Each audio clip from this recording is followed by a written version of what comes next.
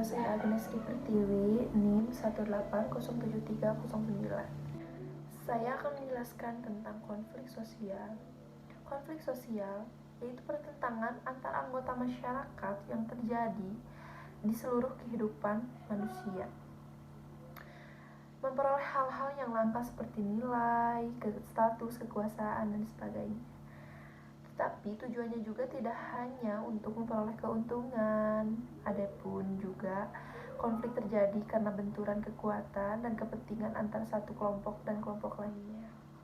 Faktor-faktor penyebab konflik sosial, yang pertama ada perbedaan individu, perbedaan pendirian dan perasaan akan sesuatu hal atau lingkungan yang nyata dapat menjadi faktor penyebab konflik sosial. Sebab dalam menjalani hubungan sosial, seseorang tidak selalu sejalan dengan kelompoknya. Dan ada juga faktor-faktor penyebab konflik sosial. Yang pertama ada perbedaan individu, perbedaan pendirian dan perasaan akan sesuatu hal atau lingkungan yang nyata dapat menjadi faktor penyebab konflik sosial. Dalam menjalani hubungan sosial, seseorang tidak selalu sejalan dengan kelompoknya. Yang kedua, ada perbedaan latar belakang kebudayaan.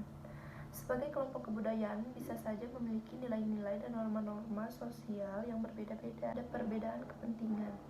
Hanya karena setiap individu itu memiliki kebutuhan dan kepentingan yang berbeda dalam melihat atau mengerjakan sesuatu. Yang keempat, ada perubahan-perubahan nilai cepat.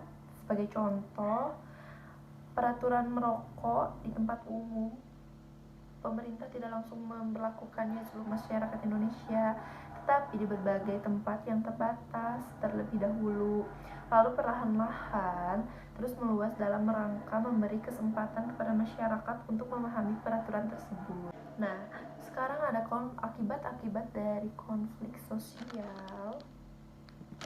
Yang pertama ada meningkatnya solidaritas sesama anggota kelompok. Terjadinya konflik dengan kelompok lain justru dapat meningkatkan solidaritas sama anggota kelompok yang sedang konflik dengan kelompok lainnya. Yang kedua, retaknya hubungan antar individu atau kelompok. Konflik yang terjadi antar individu atau kelompok biasanya menimbulkan keretakan hubungan. Keretakan tersebut dapat terjadi sementara ataupun permanen. Yang ketiga, terjadinya perubahan kepribadian para individu. Perubahan kepribadian dapat terjadi biasanya kedua belah pihak yang mengalami konflik. Kedua belah pihak tersebut dapat saling menyesuaikan atau justru masing-masing mempertahankan kebenaran yang diyakininya. Dan yang keempat, rusaknya harta benda dan bahkan hilangnya nyawa manusia.